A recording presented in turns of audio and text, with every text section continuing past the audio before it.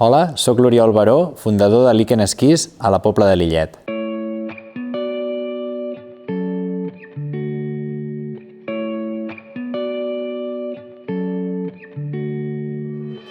Lichen va néixer el 2015, quan amb dos amics d'aquí de la Pobla, amb l'Adrià i el Toni, vam decidir fer esquís pel nostre compte com a afició.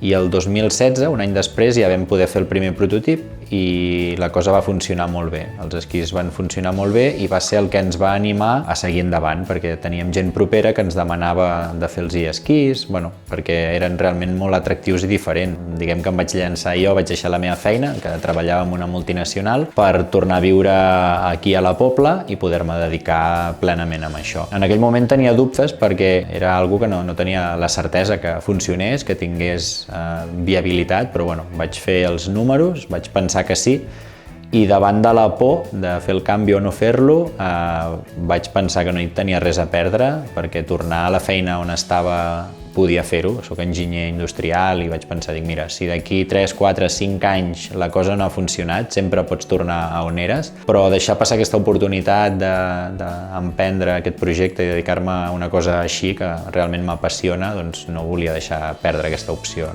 El nom de Lichen està inspirat en els líquens de la natura, que és la simbiosi entre un fong i una alga, que estan a la natura, estan en ambients purs i estan normalment en roques o en escorces d'arbres. D'aspecte són molt diferents d'un esquí convencional perquè són de fusta i són d'aspecte també de fusta natural i són especials sobretot també pels valors que hi ha al darrere. Jo vaig decidir fer un projecte molt més petit, un projecte molt més cuidat a nivell de producte i també a nivell de tracte amb el client.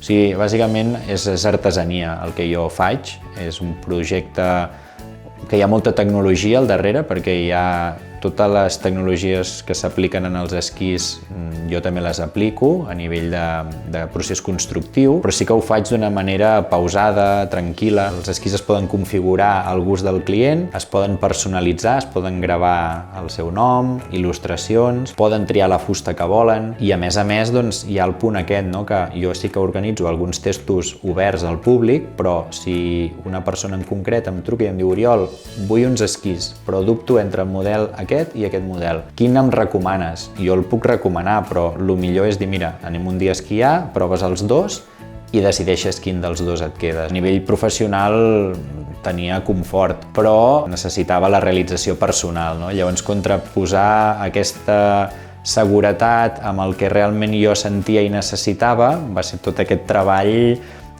terapèutic una mica també, que vaig inclús fer unes sessions amb terapeuta per poder tenir també unes pautes per poder fer aquest pas cap a aquesta incertesa de l'emprenedoria. Com a recomanació diria que és molt important escoltar-se, pensar, parar-se a pensar què vols fer, cap on vols anar, tenir com una llista de coses que et fan feliç, que et fan sentir realitzat i intentar que tota la teva vida tingui una coherència, que no...